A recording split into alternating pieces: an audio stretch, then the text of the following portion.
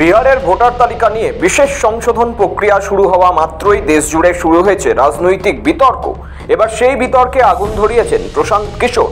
মমতা বন্দ্যোপাধ্যায়ের মতোই তার সপাট অভিযোগ, এটা বিজেপির চক্রান্ত বা ষড়যন্ত্র।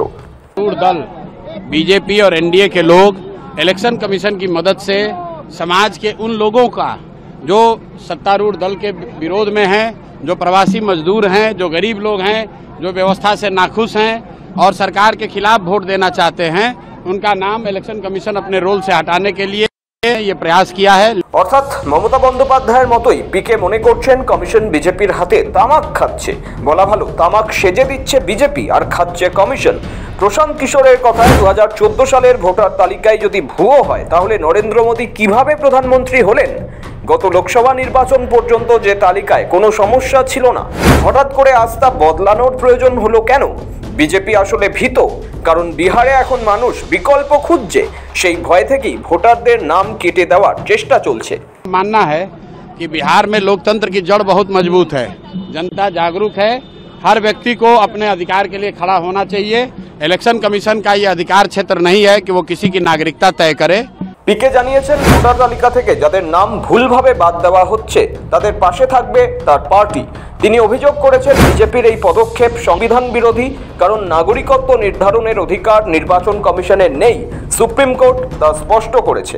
सुप्रीम कोर्ट का रूलिंग बिल्कुल क्लियर है, इलेक्शन कमीशन का ये अधिकार नहीं है कि वो किसी की नागरिकता तय करे। तो अगर इलेक्शन कमीशन आपका नाम काट रहा है तो आप उसके लिए खड़ा होइए।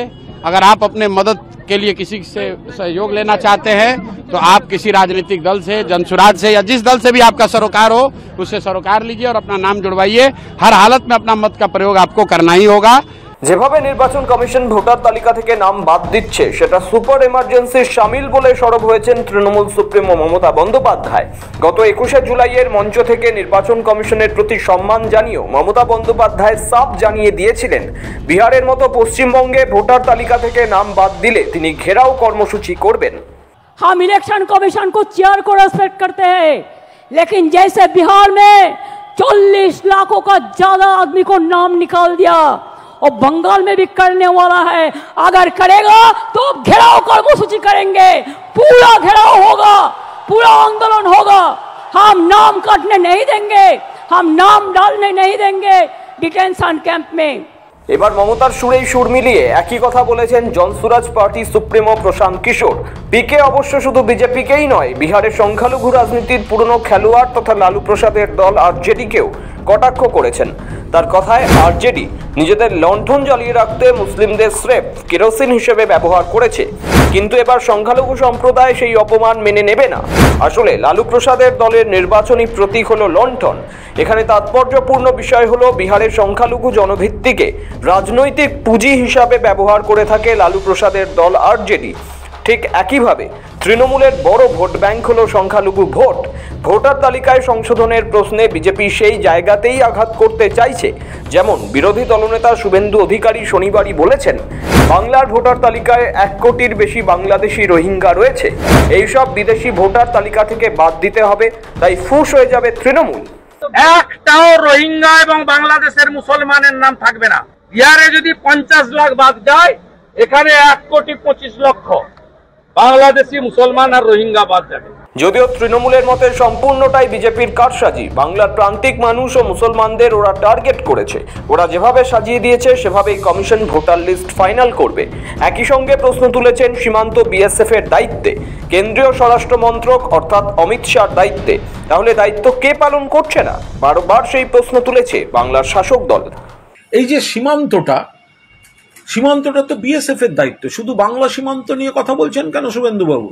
ত্রিপুরা সীমান্ত নিয়ে কথা বলুন। আপনাদের সরকার আগরতলা স্টেশনে রোহিঙ্গা সহ অনুপ্রবেশকারী ধরা পড়েছে, যারা ট্রেনে উঠে একটা গ্রুপ দিল্লি যাচ্ছিল, একটা গ্রুপ শিয়ালদা আসছিল।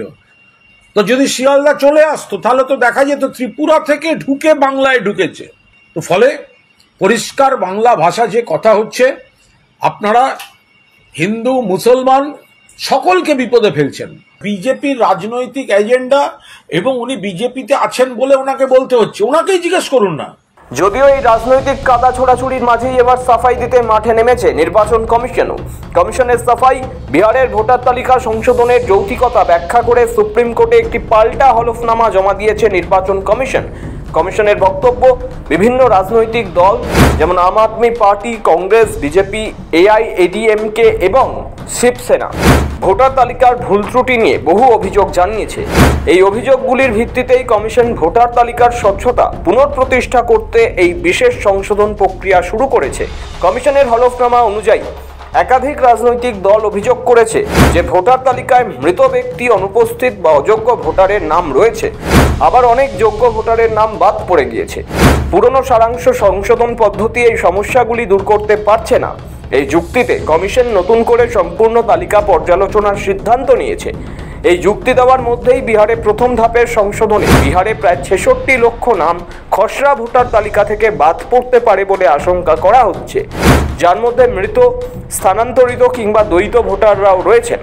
যদিও এই প্রক্রিয়াকে ঘিরে বিরোধীরা নির্বাচন কমিশনের নিরপেক্ষতা নিয়েই প্রশ্ন তুলছে। এই পরিস্থিতিতে বিহারের রাজনীতি আরও উত্তপ্ত হয়ে উঠেছে। একদিকে কংগ্রেস, তৃণমূল, আরজেডি, প্রশান্ত কিশোরের অভিযোগ, অন্যদিকে কমিশনের প্রতিরক্ষা, যার নিষ্পত্তি আপাতত সুপ্রিম কোর্টের উপরই নির্ভর করছে। ব্যুরো রিপোর্ট, সময়, কলকাতা।